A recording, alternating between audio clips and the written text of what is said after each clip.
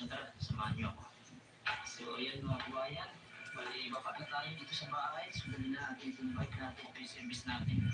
So medyo nakaka-excite mga kabike na naman dahil matagal-tagal din ako hindi nakakapag-bike. So ito na yung pagkakataon makapag-bike kami dito dahil pag winter, pwede naman makapag-bike sa winter. Yung kaya sa mga kapit din, madulas din yung kalsada. So pag summer dito maganda mag-bike kasi yung temperature dito nasa 8 degrees, 7 degrees, 10 degrees. So ganyan yung temperature ng paggantar. So ito natunog yung sumbaan. So tulog pa yung mga ginak ko. I'm good. Kaya nauna na ako gumising. Dahil plan ko talaga mag-bike ngayon. Tignan natin kung kaya natin mag-bike. Tintahan natin yung pinakadulo dito. Kasi meron din akong kaibigan doon. Yan.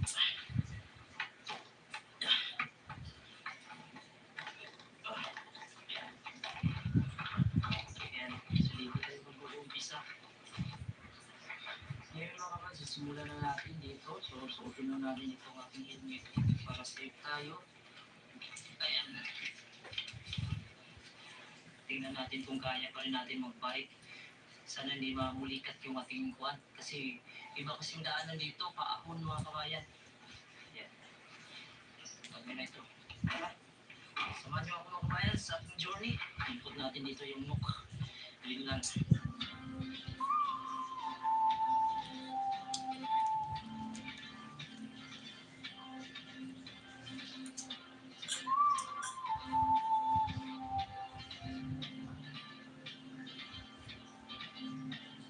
Moves like a map with no border. Whisper caught in the wind. I see her boots at the corner cafe with a notebook and she's chasing skies I've never named while I stay in my lane. It's something in the way she moves. Ayun mga kabayan, bali na ibigay ko na yung isang tuyo sa kababayan natin, pasalubong. So, dito ako ngayon sa malapit sa church. Sa likod natin, yun po yung major branch ng Protestant Lutheranism. Ang gagawin ko, akit muna tayo sa taas para makita nyo yung view dito.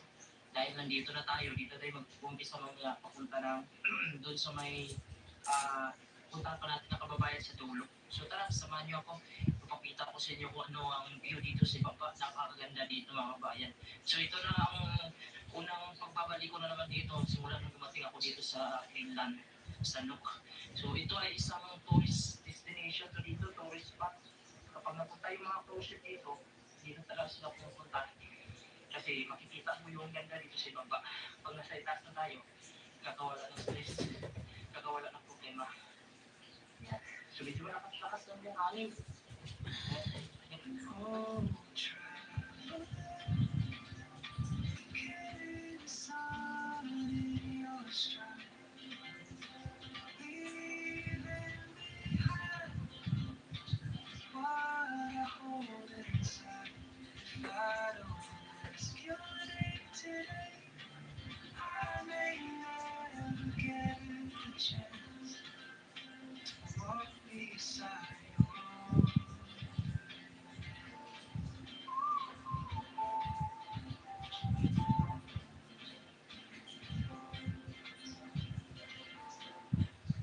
pag may diabetes at cholesterol, magkasabay, Manicare. Iron level vitamins para sa nerves with added B2 for the heart at B3 for the lower bad cholesterol. Ang maintenance, sabayan ng Manicare. Ayan, so bali umpisa na ng simba nila dito mga kapatid. So mayroong cross sa itaas. Pero na-search ko ito ay Lutheranism or major branch ng Protestant. Linggo po dito ngayon. Ayan, so medyo malakas na yung hangin. Ito po. So ngayon mga kabayan, umpisa na po tayo mag-bike mula po dito sa pinatatayuan natin. So tingnan natin kung ilang minuto yung pagbabike natin papunta dito. Sa pinakadulo kasi yung bahay ng kaibigan ng mga kabayan. So sana makaya natin kasi yung dadaanan natin ay halos pa ako. So subukan lang natin, pag hindi natin kaya, kaya niya muna tayo. So okay naman mag-bike dito, mag-bike safe naman mag-bike dito.